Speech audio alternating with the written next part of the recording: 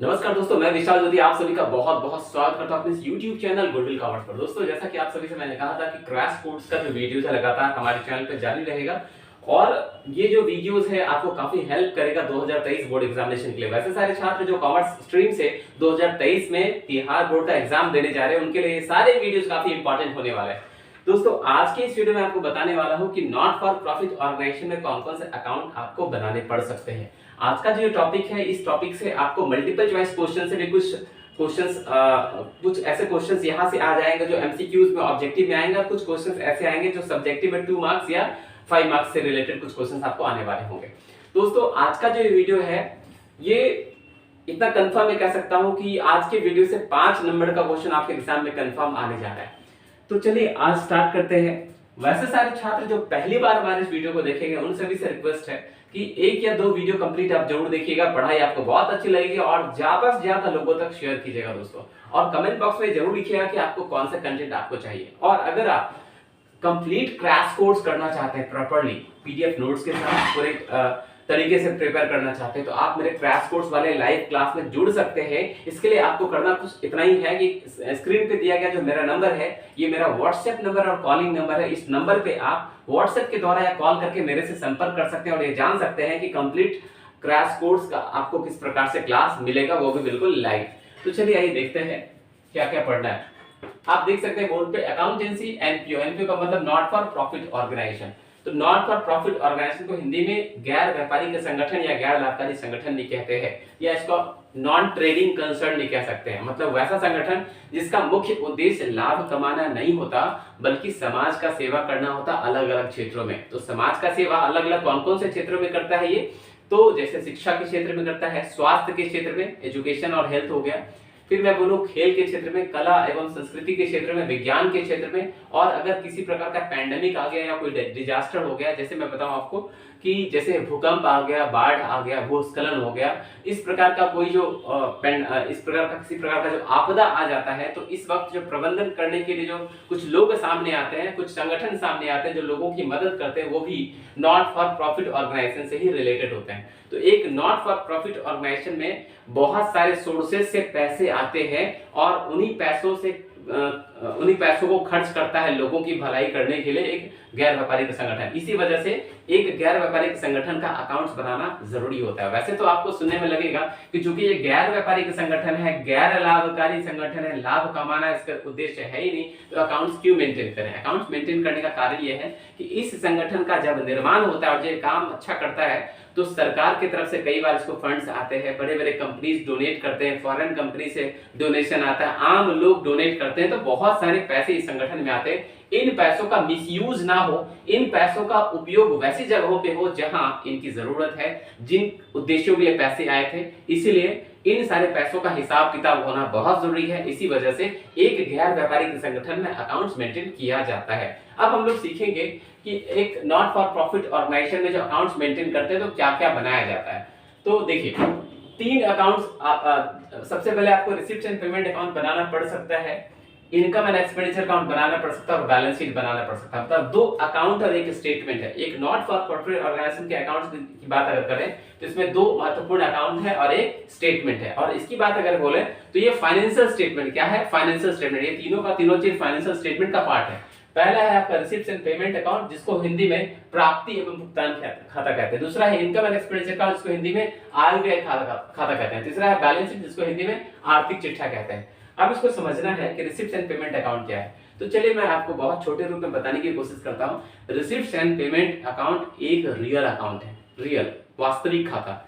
Receipt and payment account एक real account, एक वास्तविक खाता है। यह कैश बुक के जैसा होता है और इसको रोकर वही का सारांश कहते हैं। मतलब रिसिप्ट एंड पेमेंट अकाउंट को समरी ऑफ कैश बुक कहते हैं। क्या कहते हैं? Summary of cash book. और ये जो अकाउंट है कैश बेसिस पे बनता है और अकाउंटिंग ईयर के लास्ट में बनता है। रिसिप्ट एंड पेमेंट अकाउंट बनाया किसके द्वारा जाता है, तो एक नॉट फॉर प्रॉफिट ऑर्गेनाइजेशन के द्वारा बनाया जाता है। रिसिप्ट एंड पेमेंट अकाउंट में सिर्फ और सिर्फ नकद लेन देनों को लिखा जाता है। रिसिप्ट एंड पेमेंट अकाउंट में कैश और बैंक का अलग अलग कॉलम नहीं होता, एक ही कॉलम में सारा कुछ होता है। क्लियर है? Receipt and payment account cash book के हेल्प से बनाया जाता है। कंफर्म? अब आगे की बात करें इनकम एंड एक्सपेंडिचर अकाउंट, ये कौन सा अकाउंट है? बोला ये एक नॉमिनल अकाउंट, कैसा अकाउंट है? Nominal account. Income and expenditure account एक नॉमिनल अकाउंट है जिसको हिंदी में नाम मात्र खाता कहते हैं। और इस अकाउंट में जो है केवल और केवल रेवेन्यू नेचर के आइटम्स को लिखते हैं, मतलब ये कि रेवेन्यू नेचर के एक्सपेंडिचर और रेवेन्यू नेचर के इनकम्स को लिखते हैं। इस अकाउंट का जो महत्व है वो उतना ही है जितना एक ट्रेडिंग कंसर्न में, जितना एक व्यापारिक कंसर्न में, एक व्यापार में जिस प्रकार से trading and profit and loss account बनाया जाता है, उसी प्रकार से यहाँ इनकम एंड एक्सपेंडिचर अकाउंट बनाया जाता है। मतलब ये कि एक प्रॉफिट एंड लॉस अकाउंट के जैसा ही अकाउंट होता है। ये एक नॉमिनल अकाउंट, ये नाम मात्र खाता है। इसमें रेवेन्यू नेचर के एक्सपेंडिचर और रेवेन्यू नेचर के इनकम्स को लिखते हैं, और इसमें जो रेवेन्यू इनकम और रेवेन्यू एक्सपेंडिचर लिखते हैं वो उसका बोला वैसा रेवेन्यू एक्सपेंस, वैसा रेवेन्यू इनकम जिसका संबंध केवल और केवल कंसर्न ईयर से, जिसका संबंध केवल और केवल एक पर्टिकुलर अकाउंटिंग ईयर से जिसका अकाउंट आप बना रहे हैं। जो receipt income and expenditure account का जो अंतिम परिणाम है, एंड रिजल्ट है, ये या तो सरप्लस होता है या डेफिसिट होता है। सरप्लस या डेफिसिट। और सरप्लस कब होता है? जब इनकम साइड का टोटल एक्सपेंडिचर साइड से ज्यादा होगा तो सरप्लस होगा। वहीं दूसरी ओर जब एक्सपेंडिचर साइड का टोटल इनकम साइड से ज्यादा होगा तो डेफिसिट होगा। मैं फिर से बता दूं, इनकम एंड एक्सपेंडिचर अकाउंट का जो अंतिम परिणाम है, एंड रिजल्ट है, वो क्या है? वो या तो सरप्लस होगा या डेफिसिट होगा। कैसे? अगर इनकम एंड एक्सपेंडिचर अकाउंट का क्रेडिट साइड या इनकम साइड का टोटल ज्यादा है तो आंसर क्या आएगा? सरप्लस। और अगर एक्सपेंडिचर साइड ज्यादा है तो एंड रिजल्ट क्या आएगा? डेफिसिट। बोला यहाँ का जो रिजल्ट है सरप्लस या डेफिसिट को कहां ट्रांसफर करते हैं? तो बोला बैलेंस शीट में ट्रांसफर करते हैं। तो बैलेंस शीट में क्या करते हैं? तो बैलेंस शीट में कैपिटल फंड में सरप्लस को जोड़ते हैं। लेकिन अगर इनकम एक्सपेंडिचर में डेफिसिट आया तो बैलेंस शीट में उस डेफिसिट को कैपिटल फंड से क्या करते हैं? माइनस करते हैं। अब हम लोग बात करते हैं दोस्तों बैलेंस शीट की। किसकी बात करते हैं? Balance sheet. बैलेंस शीट को हिंदी में आर्थिक लेखा बोलते हैं। इसका वही कॉन्सेप्ट है जो आपने 11th में पढ़ा था एक ट्रेडिंग फाइनल अकाउंट में बैलेंस शीट बनाने के लिए। तो बैलेंस शीट होता क्या है? बोला ये एक ऐसा स्टेटमेंट है, एक ऐसा विवरण है जहां एसेट्स एंड लायबिलिटीज को विद अमाउंट दिखाया जाता है कि उस पर्टिकुलर डेट को, उस अकाउंटिंग ईयर का जो डेट है, उस डेट को उस ऑर्गेनाइजेशन में कौन कौन से एसेट्स हैं उसका क्या वैल्यू है, कौन कौन से लायबिलिटीज उसका क्या वैल्यू है, उसका पूरा विवरण बनाया जाता है। तो बैलेंस शीट का कॉन्सेप्ट वही है जो आपने 11th में फाइनल अकाउंट में पढ़ा था। नॉट फॉर प्रॉफिट ऑर्गेनाइजेशन में जब आपको कोई क्वेश्चन सॉल्व करना होगा तो सामान्यतः कोई भी अगर बड़ा क्वेश्चन है तो आपको दो बैलेंस शीट बनाने पड़ सकते हैं, एक ओपनिंग बैलेंस शीट, दूसरा क्लोजिंग बैलेंस शीट। बोला ओपनिंग बैलेंस शीट क्या है? बोला ओपनिंग बैलेंस शीट वो बैलेंस शीट है जो साल के शुरू में होता है। तो साल के शुरू में जो एसेट्स एंड लायबिलिटीज का बैलेंस है वो ओपनिंग बैलेंस शीट में दिखता है। ओपनिंग बैलेंस शीट बनाने का उद्देश्य क्या होता है? बोला ओपनिंग बैलेंस शीट बनाने का उद्देश्य जो आपको क्वेश्चन बनाने के संदर्भ में बोले तो ओपनिंग बैलेंस शीट इसलिए बनाना पड़ता है ताकि आप ये जान पाए कि ओपनिंग कैपिटल फंड कितना है। तो ओपनिंग बैलेंस शीट बनाने का उद्देश्य केवल यहाँ पर ये होता है ओपनिंग कैपिटल फंड जानना, एग्जामिनेशन पॉइंट ऑफ व्यू से या आप अपने सिलेबस के व्यू से मैं बता रहा हूँ। तो ओपनिंग बैलेंस शीट में क्या होता है? एसेट्स में से लायबिलिटीज को माइनस करते हैं। ओपनिंग बैलेंस शीट में जितने भी एसेट्स होते हैं उसको टोटल करते हैं और जितने भी लायबिलिटीज होते हैं उसको टोटल करते हैं। एसेट्स में से लायबिलिटीज को माइनस करते हैं तो क्या निकलता है? Capital fund. क्या निकलता है? Capital fund. मतलब ये कि जो हम लोगों को पढ़ना है उस पढ़ाई में ओपनिंग बैलेंस शीट का पर्पस सिर्फ ये होता है ओपनिंग कैपिटल फंड को डिटरमाइन करना, क्योंकि यही ओपनिंग कैपिटल फंड फिर कहां ट्रांसफर करते हैं? क्लोजिंग बैलेंस शीट में। और उसी कैपिटल फंड में सरप्लस को ऐड करते हैं और डेफिसिट को माइनस करते हैं तो क्या निकल जाता है? Closing capital fund. क्लियर? आपको मैं बता दूं, चूंकि ये बिजनेस नहीं है, ये व्यापार नहीं है, ये ट्रेडिंग कंसर्न नहीं है, इसलिए यहाँ कैपिटल अकाउंट नहीं खुलता है, कैपिटल के बदले कैपिटल फंड अकाउंट खुलता है। ठीक है? तो दोस्तों आपने देखा कि अकाउंटेंसी जो क्लास 12 का है इसमें ये 10 से 15 नंबर का क्वेश्चन यहाँ से आपको देखने को मिलता है, चाहे वो मल्टीपल चॉइस क्वेश्चंस की बात करें, चाहे वो डिस्क्रिप्टिव क्वेश्चंस की बात करें, थ्योरी की बात करें, प्रैक्टिकल क्वेश्चन की बात करें, यहाँ से क्वेश्चन आना ही आना है।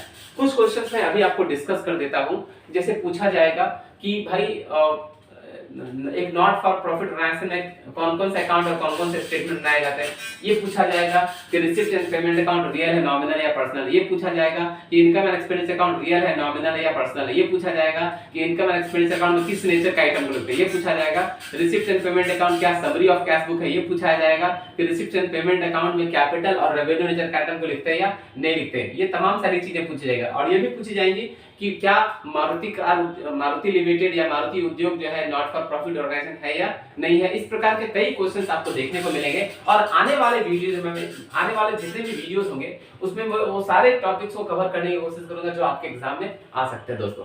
दोस्तों आज का ये वीडियो आपको कैसा लगा आप हमें कमेंट बॉक्स में जरूर बताएंगे और इस प्रकार के वीडियोस आपको लगातार हमारे चैनल पर मिलते रहेंगे। फिर से बता दूं कि अगर आप कंप्लीट क्रैश कोर्स करना चाहते हैं, वो सारे इंपॉर्टेंट क्वेश्चंस को देखना चाहते हैं, समझना चाहते हैं, पढ़ना चाहते हैं एग्जाम से पहले जो एग्जाम में आने वाला है, तो आप स्क्रीन पे दिए गए नंबर पे मेरे से जरूर संपर्क करें। ये मेरा व्हाट्सएप नंबर है और कॉलिंग नंबर है। इस नंबर पर व्हाट्सएप के द्वारा या कॉल करके मेरे से संपर्क कर सकते हैं और सारी जानकारी प्राप्त कर सकते हैं कि कंप्लीट क्रैश कोर्स आपको किस प्रकार मिलेगा, वो भी लाइव।